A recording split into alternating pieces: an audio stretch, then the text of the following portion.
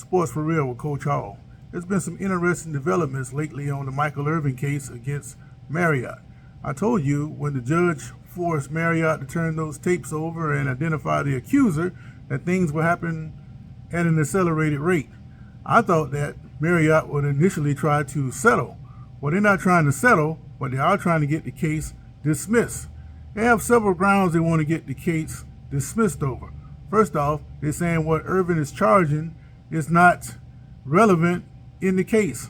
Secondly, the place where it took place in Arizona, they don't really own the place. They just leased their name out to the people who do own the place. And third, the case was filed in Texas, not Arizona. So what they want the case to be dismissed or have the case moved to Arizona and also from state to federal court. Well, if that happens, that kind of favors Irvin because federal judges lately have been more favorable to individuals over corporation. Now, if you read between the lines, I'm hearing that because Democratic appointed judges are more favorable to individuals, this favors Irvin because this judge was appointed by Obama himself. Whether or not that's true remains to be seen. But, you have to watch these lawyers. They kind of slimy. You can be dead guilty. They know you're dead guilty, but if they go in there and try to convince the jury that you just this shining angel of earth. And if you get tied up into the emotional bit of it all, then you can just get suckered in just like everybody else. But you have to read between the lines. Kind of like that case up in South Carolina that's showing up in Netflix now, the Murdaughs up in South Carolina. Same kind of thing. They're going to gloss it over and try to paint the picture and move the things in their direction and hide the truth.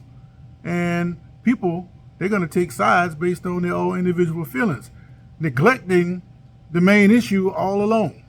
And that's what Marriott seems to be trying to do. But where I see it's taking place, eventually they're going to have to settle. Because first you said it was an inappropriate contact. Now you want to get the charges or the case reduced to inappropriate language. Well, that's rather fitting to Marriott because from what I understand, there's no audio on the tape. Well, that's easy to prove if you had audio, right? So that's would be advantage Marriott if they can get that in their direction. But I just don't see how Marriott stands a good chance in this case, especially when you try to say that you don't own the building. But the fact that you tied your name to that hotel, you're just as liable as that particular hotel. You're liable. So this case got a lot of different twists and turns in it, and it's going to be interesting to see how it unfolds. But I will keep track of it, and best I understand, Marriott seems to be backpedaling a little bit. Sports for Real.